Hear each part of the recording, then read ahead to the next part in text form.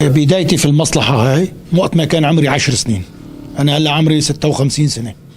اللي علمني المصلحة والدي، ووالدي كمان متعلمة من والده، يعني متوارثين المصلحة وراثة أبا عن جد، والعيلة كلها بتشتغل بهالمصلحة هاي. من 7 سنين صار عنا اللي صار عنا بسوريا، انتقلنا جينا لهون لعنتاب. رحبوا فينا الشعب التركي جدا جدا، وبنتشكروا كتير نحن، والحمد لله فتحنا هالمحل والله أخذ بيدنا، والحمد لله رب العالمين عم نشتغل بهالمصلحة هاي. من يعني أنا كان زبوناتي القديمين كان تشتغل بسوريا وابعث لهم لتركيا، والحمد لله اجينا لهون نحن صرنا نشتغل ونوزع هون الحمد لله رب العالمين.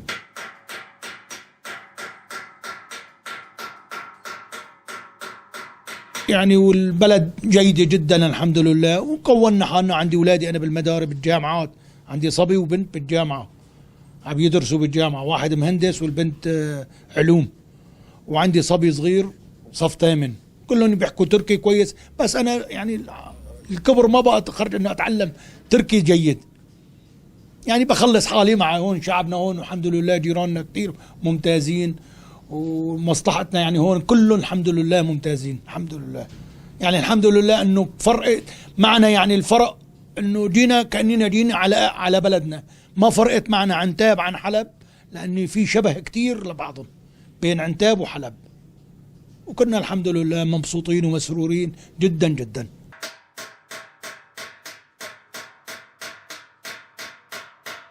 سوق النحاسين بحلب يعني بشرشي منطقة البلد، سوق نحاسين كتير كبير، فيه يعني شي 50-60 نحاس، وأنا تعلمت المصلحة منه.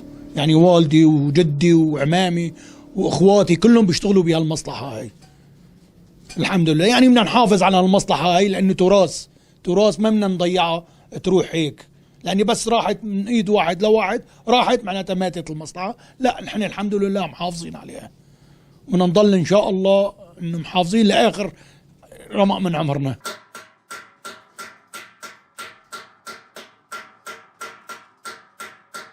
ايه يعني ابوي وجدي وعمامي واخواتي يعني كلياتنا، حتى جدي ابو امي كمان بيشتغل بالنحاس.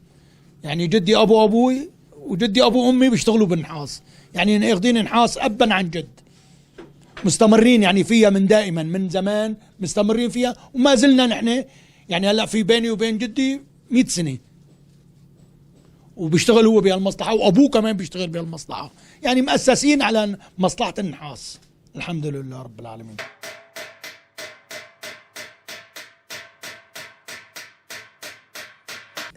بطلع صوت، بشتغل مبسوط، بتنغم بالصوت تبع النحاس.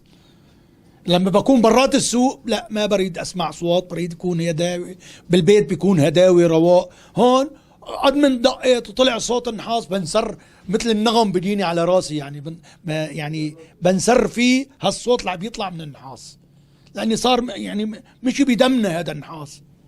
يعني انا يعني هلا 45 سنه عم بعارك بالنحاس، والحمد لله رب العالمين.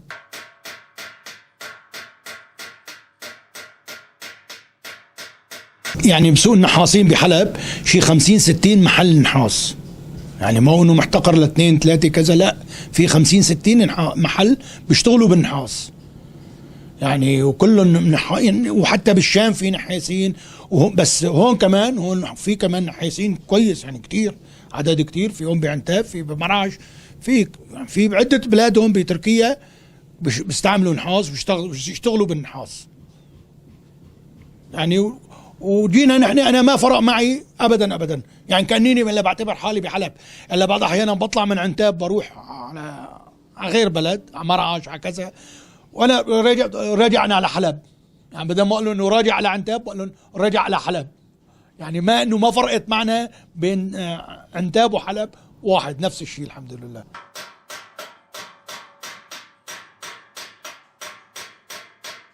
يعني ان شاء الله نحن تنتهي الحرب عنا بسوريا ويخلص، ما يضل يصير امان بسوريا، بنرجع على بلدنا، الوطن غالي، بنرجع لهنيك لبلدنا ببيتنا، في إلنا بيت، في إلنا محل، في إلنا ضاعة، ونشتغل نفس المصلحة.